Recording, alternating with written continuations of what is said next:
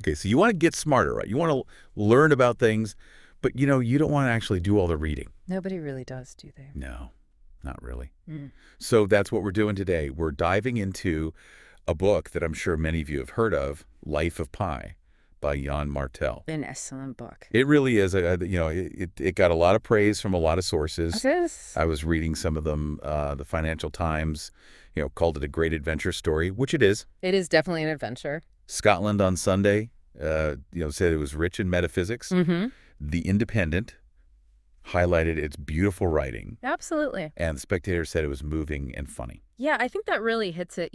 Moving and funny are not always two things you see together, but this book really does that so well. Yeah. So our goal in this deep dive unearths some of the really fascinating parts of this book, the unexpected insights from Martel's story. Yeah, the stuff that'll make you think a little differently. You know what really stands out to me is Martel's own journey. Before writing Life of Pi, he wrote a novel set in Portugal in 1939. And it didn't really connect with readers. Right. He was feeling restless. So with a little money, he did something kind of unexpected. He went to Bombay. It does seem a little counterintuitive when you think about it. But then when you actually think about India as a country, and as Martel describes it, has a way of calming that inner restlessness that we all feel sometimes. It does. And plus, I mean, your money stretches further there. Maybe he had that in mind. Sure. But maybe most importantly, the real heart of a story, Mm-hmm. it's not always tied to where it's set. You can find a home anywhere. That's true. It's about finding that universal truth in a story. And this wasn't Martel's first trip to India. He had spent 5 months in the north before with zero preparation. Wow. His only preparation, remarkably, was one word a friend gave him: bamboozle. What? Okay, so I just got to know bamboozle as your sole piece of travel advice. Right. But it actually works for him. I was reading how he actually used this word when he was buying a train ticket. He asked the clerk, "Are you trying to bamboozle me?" At the fair. And the clerk just smiled and assured him there was no bamboozlement happening. It worked. Yeah. Makes you think about those times when a little bit of audacity, even with the wrong word, can somehow work out. It really does. It's like the universe rewards a little bit of bravery sometimes. So Martel, he finishes this first trip to India, and his Portugal novel is still behind him. So he did something kind of dramatic. He mailed the notes to this made-up address in Siberia. Siberia. Yeah, with a fake return address in Bolivia. Bolivia. Yeah.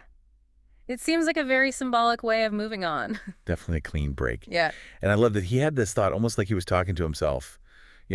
What now, Tolstoy? Oh, yeah, I remember that. What other bright ideas do you have for your life? Mhm. Still feeling that restlessness. But he had some money left, and he decided to explore South India. Yeah. He talks about this funny thought he had. When people would ask him what he did for work, he considered saying he was a doctor. A doctor. First, he thought doctor-in-law, then philosophy. Okay. But he quickly realized, if anyone actually asked him for advice about medicine or law or philosophy, it'd be a problem. Yeah, that's not going to go well. Not at all. So he just stuck to, telling the truth, however humble and bruised, that he was a writer looking for inspiration. Which led him to Life of Pi. Yeah. And, speaking of inspiration, the book gives us a fascinating glimpse into the natural world, which obviously plays a huge part in the story. And I'm particularly intrigued by his description of the three-toed sloth. If you had to sum it up in one word, what would it be? Indolence. Indolence. Yeah. It's like relaxation is their religion. They spend like 20 hours a day just sleeping or resting. Seriously. Yeah. I even read this story where researchers put these bright red plastic dishes full of water on their heads after they fell asleep at night. And when they came back in the morning, the dishes were still there, full of insects. No way. Wait, it's like their passivity is dialed up to 11. Yeah. And, thinking about it, it kind of mirrors those times in the story where Pi is just in this state of despair. It's like two sides of the same coin in a weird way. 20 hours. That's like almost the whole day just sleeping. Yeah. I mean, their busy time at sunset, you'd think would be a little more energetic. You'd think. But it's not. They move upside down on branches at a snail's pace. Yeah. That's 400 meters per hour. And then on the ground, if they're really feeling motivated, maybe 250 meters an hour. If they're motivated. But if they're not, it's like 4 or 5 meters an hour. That's like slower than a person walking. Right. And he compares this to a cheetah, which can run at 120 kilometers an hour. That's 440 times faster than a sloth. It's amazing how diverse life is on our planet. Absolutely. Now, Mhm. something that might seem unrelated, but ends up being super important in the story. Swimming. Oh, yes, Mamaji. Pi's uncle, the swimming fanatic. He really tried to get Pi's parents and brother into swimming, but they just weren't having it. It's like they moved through water like it was thick jungle grass or something. Ravi, Pi's brother, he wasn't interested either. No, not at all.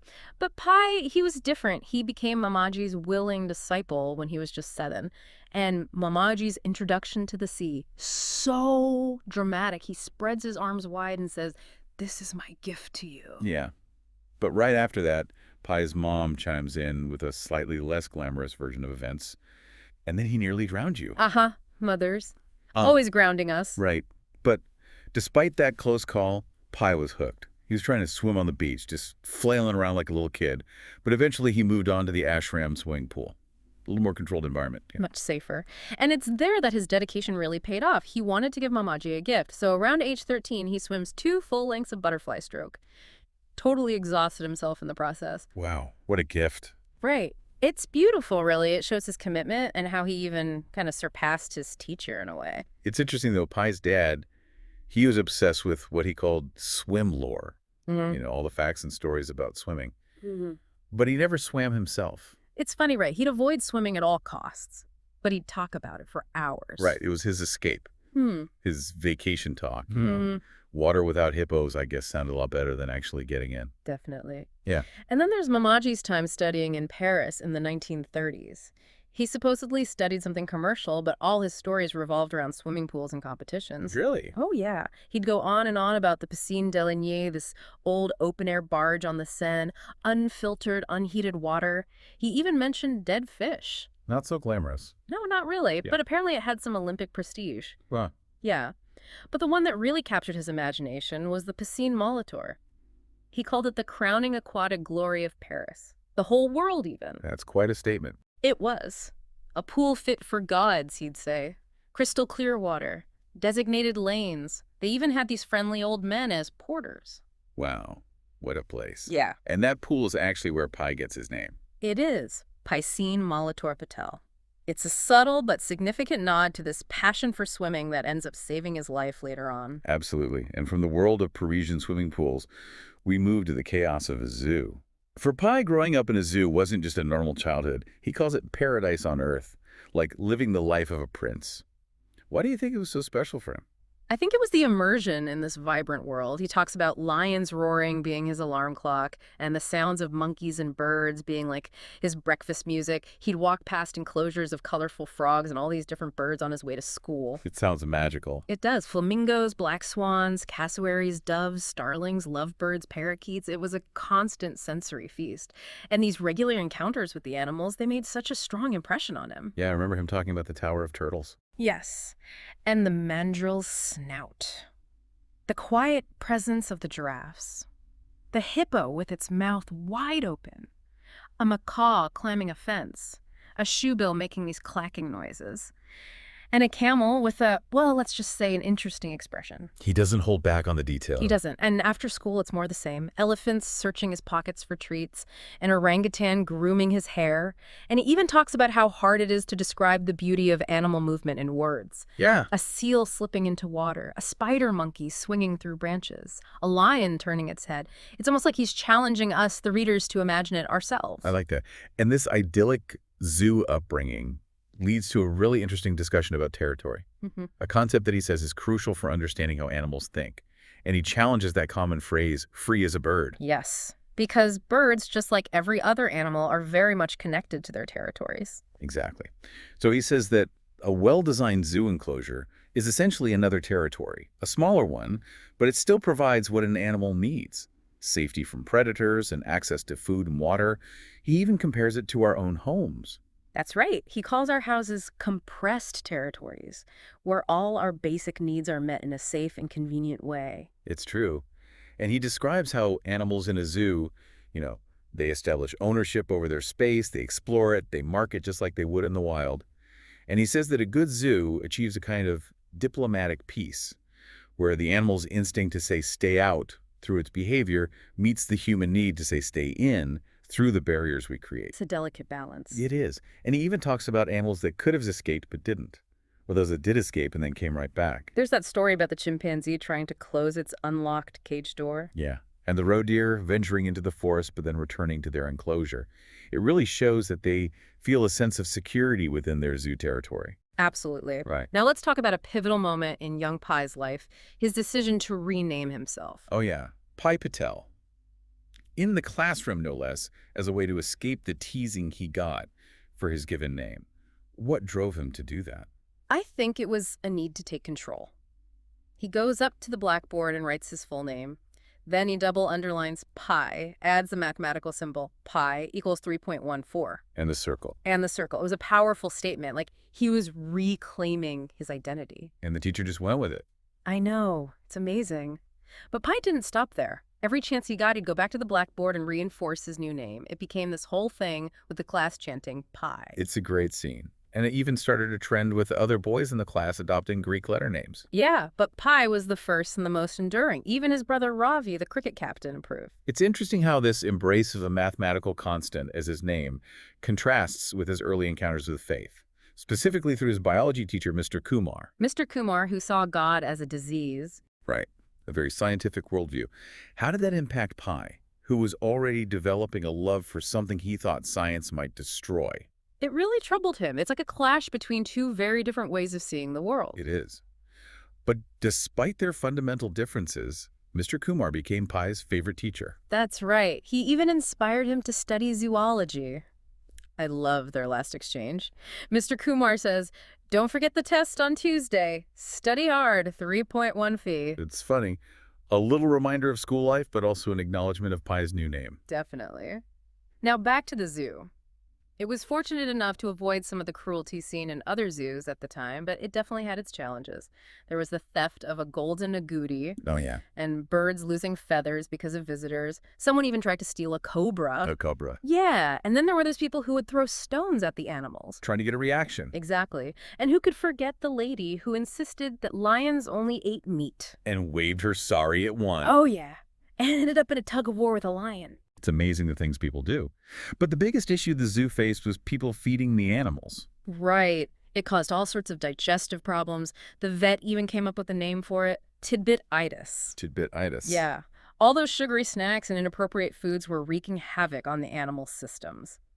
And this leads to a really tense scene where Pi's dad tries to teach Pi and Ravi about the danger of animals. His mom was understandably worried about 8-year-old Pi. Yeah. So how did he go about teaching this lesson? He brought out a goat and their tiger, Mahisha.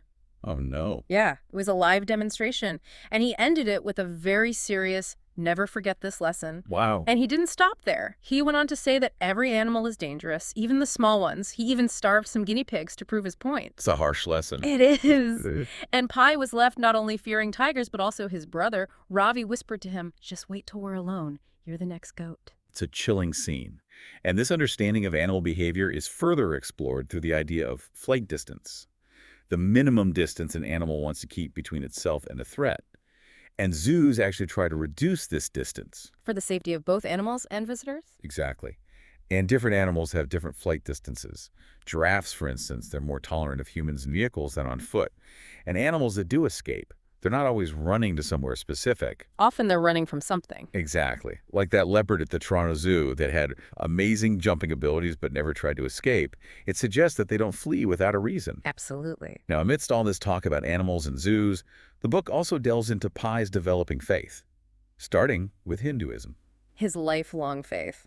He describes the family shrine with images of Ganesha and Krishna, silver myrtis of Lakshmi, Shakti, baby Krishna, a Shiva Yonilinga, a conch shell, and a handbell. It's a beautiful image. It is. And for Pi, Hinduism is this foundational way of understanding the universe. He talks about Brahman, the ultimate reality of everything. It's both nirguna and saguna. Meaning without qualities and with qualities. Exactly. It's beyond our full comprehension, but it's also manifest in all of creation. And he emphasizes the connection between Brahman and Atman, the individual soul. Suggesting there's a divine spark in everything. And the importance of not being possessive with God. He uses the story of Krishna and the milkmaids to illustrate this. It's a really nuanced perspective on faith, emphasizing devotion and love without the need to own or control. Exactly. But Pi's exploration doesn't end with Hinduism. He talks about seeing a Hindu temple, a mosque, and a Christian church, all on different hills in Munnar. Sparking his curiosity about other faiths. Exactly. And even though he went to a Christian school, his initial understanding of Christianity was limited. He had trouble with the idea of a dead God and the Trinity, He preferred the Hindu concept of a god with shine and power and might. capable of dramatic rescue and salvation. Right. And he saw Jesus as being on too human a scale, performing minor magic and dying a pretty ordinary death. His introduction to Islam was in the Muslim quarter of his hometown. He describes approaching the Jamia Masjid, the great mosque, with some hesitation because of, the stereotypes surrounding Islam. Understandable. But it was his encounter with a baker named Satish Kumar that really opened his eyes to the beauty of Islam. He shared bread with the baker and watched him pray in his bakery. And he felt like an outsider looking in. What's interesting is this baker had the same name as his biology teacher, Mr. Kumar. Both men, in their own ways, became these important prophets in his life, leading him to study both zoology and religious studies. It's amazing how these seemingly unconnected people can have such a profound impact. He even describes joining the baker in prayer, practicing dhikr. A form of devotional remembrance. And he was drawn to the melodic sound of Arabic, even though he didn't understand the words. He felt that the bakery had a sense of sacredness that surpassed even the traditional religious buildings. It's a beautiful thought. It is. And all this exploration of faith leads to this hilarious encounter with three religious leaders: a Hindu pandit, a Christian priest, and a Muslim imam. All trying to claim him for their faith. It's a great scene, and his parents' reactions are so telling. His dad, the practical businessman, he saw religion through the lens of public image. And his mother. She was raised Hindu, then went to a Baptist school, and just ended up serenely unreligious. The perfect balance. Right. And when they ask Pi to choose a religion, he quotes Gandhi. All religions are true. I just want to love God. And his dad agrees. What can you say to that? The three wise men, though, they retreat with forced smiles. Defeated by a child's love for God. But Pi continued his exploration. He wanted to pray to Allah and also be a Christian. Much to his parents' amusement and slight concern, his mother even tried to steer him towards Robert Louis Stevenson after he asked for a prayer rug. Speaking of which, Pi's prayer rug, it held a special significance for him. Even though it was ordinary in appearance? It was. But it created this connection to the ground beneath it, a reminder of God's creation. He describes the simple pattern of gold lines on a red background, the indication of the Qibla, the direction of Mecca. It was his sacred space. And all this is happening against the backdrop of a troubled India in the mid-1970s. With deep furrows on his father's forehead as he read the news. But Pi, being a young boy, he's oblivious to the political climate. His world revolves around the zoo animals. Right. But through snippets of his parents' conversations, we get a sense of why people move. The anxiety, the feeling that their efforts are futile. The concern for their children's future. The hope that happiness might lie elsewhere. And then we jump to present-day Canada. Pi is married to Meena, a pharmacist. And we get a glimpse into their life. He describes Mr. Patel as shy, but there's this lovely detail about him making special chutney. And the memory of the two Mr. Kumars meeting at the zoo. The baker and the biology teacher. It's a beautiful little connection. It is. Now to a fascinating biological concept. Zoomorphism. When an animal sees a human or another animal as one of its own kind. Like the classic example of a dog trying to mate with a human. Exactly. But the book gives us some zoo examples. A golden agouti and a spotted paca huddling together. A rhino bonding with goats. Circus lions accepting a human as their leader. And there are examples outside of zoos, too. Dolphins helping drowning sailors. A stoat living peacefully with a rat. Even the Pondicherry Zoo had a mouse befriending a cobra. And perhaps most surprisingly, dogs being foster mothers to lion cubs. Right. The public had to be reassured that the dog wasn't food for the lions. It's amazing, and Martel suggests that zoomorphism comes from this measure of madness that helps life survive. Driven by the need for companionship, social well-being, and avoiding a worse reality. It really challenges our ideas about the boundaries between species. So faced with the instability in India, Pi's father makes the difficult decision to sell the zoo and move to Canada. His optimistic but maybe a little naive comment was, "We'll sail like Columbus." They decided to sell to American zoos because they offered higher prices. And the timing was crucial because it coincided with sea ice being implemented. which basically ended the large-scale trade of wild animals. The main buyers were the Lincoln Park Zoo in Chicago and the Minnesota Zoo. With other animals going to various places in the U.S. Pi and Ravi weren't happy about leaving, but the preparations for moving the animals were extensive. It really highlights how complicated it is to relocate a zoo. It's a huge undertaking, and then comes the fateful voyage on the Simsum. Pi was tracking their journey on a world map. Life on board was all about caring for the animals. They stopped in Manila for fresh feed and ended up with a new passenger, a chimpanzee. And Ravi noticed something was wrong with the engines. But no one could have predicted what happened next. The Simsum sank, midway to Midway Atoll in the Pacific. Pi describes it as feeling like a mountain collapsing. He was surrounded by the vomit of a dyspeptic ship. It was a blur of shock, emptiness, and silence. He thinks an explosion woke him up, and he felt this urge to get up and investigate. Which was unusual for him. He even tried to get Ravi to go with him, but Ravi went back to sleep. And in the chaos, Pi was thrown overboard. He ended up in the water clinging to a zebra. And he eventually reached a lifeboat, which already had a hyena in it. And then Orange Juice the orangutan appeared, Pi was clinging to the hope of rescue. imagining the global alarm that would be raised. But the reality of his isolation soon set in. And the hyena's behavior in the lifeboat was terrifying. Nervous pacing, constant agitation. The zebra was surprisingly calm, maybe too injured to react. The book describes hyenas as these incredibly effective hunters, attacking in packs, eating a huge variety of prey, even engaging in cannibalism. They're not picky eaters. Not at all. And their habits are pretty repulsive. Drinking their own urine, eating excrement, it's all vividly described. But eventually the hyena got sick and withdrew. Leaving Pi perched on an oar staring at the horizon. With the constant buzzing of flies. And then sharks appeared, mechos among them circling the lifeboat.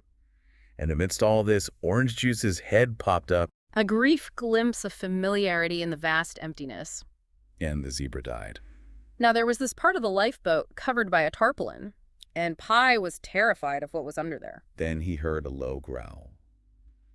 And he realized it was a tiger. Richard Parker.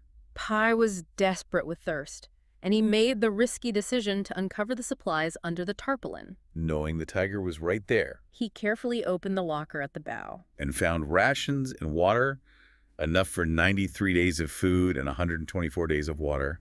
It was an incredible moment of relief. It was, and when he was on the verge of giving up, Pi had this powerful thought: I will not die. He realized he had this fierce will to live. An unwillingness to let go. And then a rainstorm came, a chance to collect fresh water.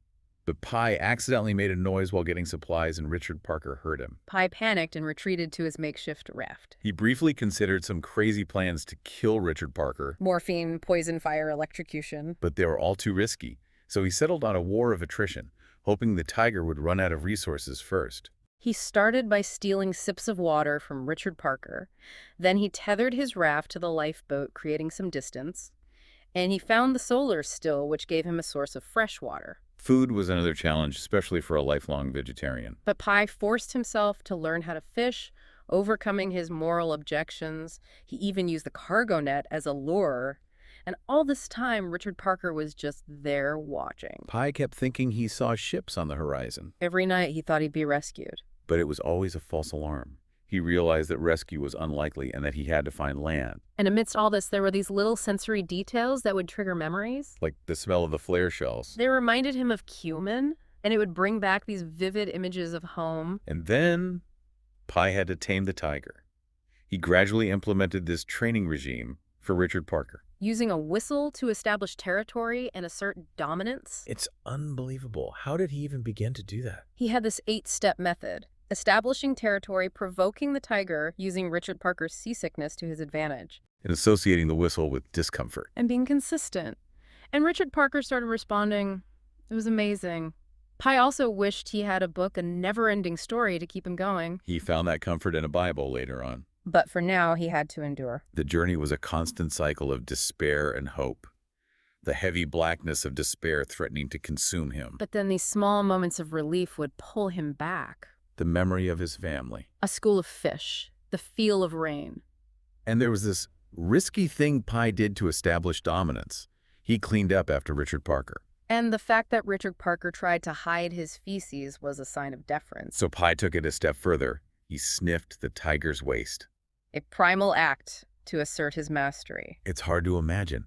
Physically, Pi was suffering. He was constipated from the lack of fiber and dehydration. And he was starving. He had these fantasies about huge meals. Feasts the size of India. And the sea was a constant presence, sometimes roaring, sometimes whispering. And Pi felt this sense of being at the center of endless circles. The unchanging geometry of being lost at sea. Sharks were always around.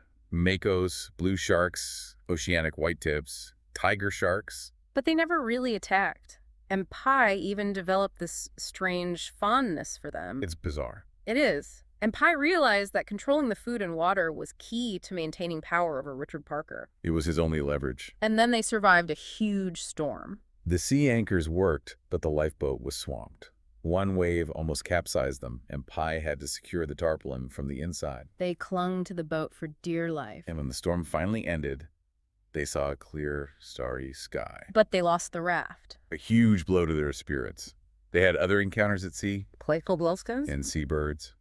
Albatrosses, petrels, shearwaters. They thought it meant land, but it didn't. Pi even tried to catch a shearwater, but failed. And then there was a lightning storm. Richard Parker was terrified, but Pi felt this exalted wonder. And a lightning bolt struck really close, turning the sea white. As time went on, Pi started hallucinating. He had this imagined conversation about spices in Canada. A moment of longing for home. And then they saw a tanker heading straight for them. A moment of pure terror. The ocean was taking its toll on everything. The sun and salt were slowly destroying everything. The only smell left was the cumin-like scent of the flare shells. And Pi's final diary entries describe a massive tiger shark. And his own weakness.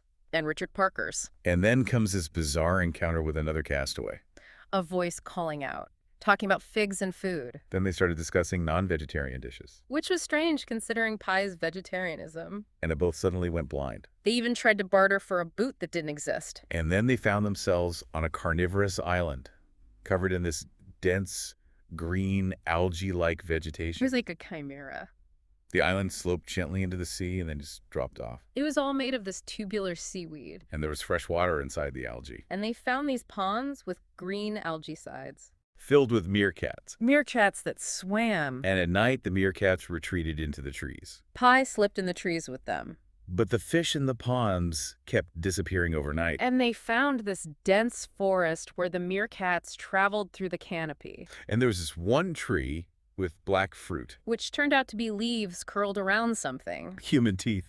They realized the island was digesting living beings. And the ponds were probably where it happened, And then they were found on a beach in Mexico. by Japanese officials investigating the sinking of the Simpson. But they didn't believe Pi's story about the tiger. He insisted that tigers and lifeboats and oceans were all real. But they pointed out how unbelievable it sounded. They even mentioned that the Simpsons cook was French. And that it was convenient that Richard Parker had killed him. And then there were the meerkat bones in the lifeboat. So Pi told them a second story A more plausible but brutal one. about human survivors.